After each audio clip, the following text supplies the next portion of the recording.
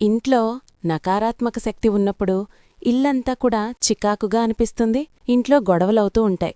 ఒకరంటే ఒకరికి పడకపోవడం, ఒకరి మాట ఒకరు వినకపోవడం, ఇటువంటివన్నీ మనం తరచుగా చూస్తూ ఉంటాం.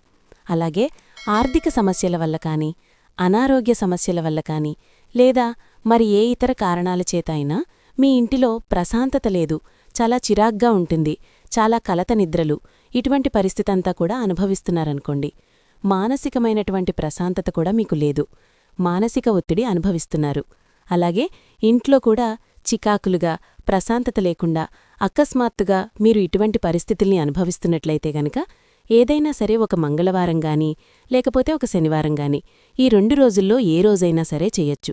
సూర్యాస్తమయము అయిన తర్వాత, అంటే సాయంత్రం 6:30 తర్వాత మీ ఇంటి యొక్క సింహద్వారం ఉంటుంది కదా, మీ యొక్క ఇంటి యొక్క మెయిన్ ఎంట్రన్స్ ద్వారము, ఆ యొక్క ద్వారం బయట ఒక రాగి పళ్ళెముగాని, లేకపోతే ఒకవేళ రాగి పళ్ళెం వాడితే మంచిది, ఒకవేళ రాగి పళ్ళెం లేకపోయినా ఏ పళ్ళెమైనా సరే తీసుకోవచ్చు.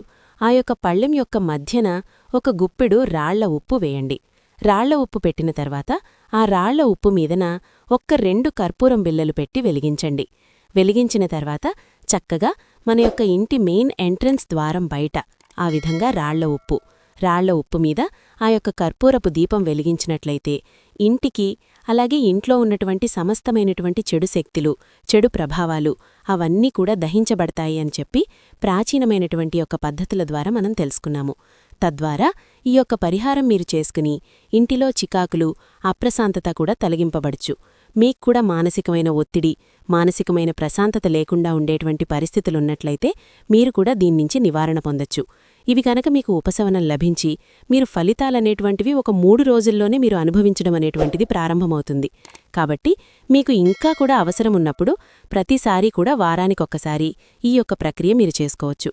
అయితే కర్పూరపు బిళ్ళలు మీరు వెలిగించినప్పుడు మాత్రం ఓం నమో భగవతే రుద్రాయ అని కనీసం ఒక 11 సార్లు లేదా ఒక 21 సార్లు స్మరించుకోవటం ఇంకా కూడా చాలా మంచిది, విశేషమైన ఫలితం ఇస్తుంది. తర్వాత ఈ ఉప్పుని పారే నీళ్లలో వదిలేయండి. పారే నీళ్లు లేకపోతే ఒక మగ్గులో కొద్దిగా నీళ్లు తీసుకుని ఈ ఉప్పుని కరిగించి కాలవలో పోసేయండి. ఈ పరిహారం చేయడం వల్ల శివయ్య ఆశీస్సులతో మీ ఇంట్లో నకారాత్మక శక్తి తొలగిపోయి ప్రశాంతత ఏర్పడుతుంది. ఈ వీడియో మీకు నచ్చితే లైక్ చేసి ఇలాంటి మరిన్ని పరిహారాల కోసం మన ఛానల్ సబ్స్క్రైబ్ చేసుకోవడం మర్చిపోకండి.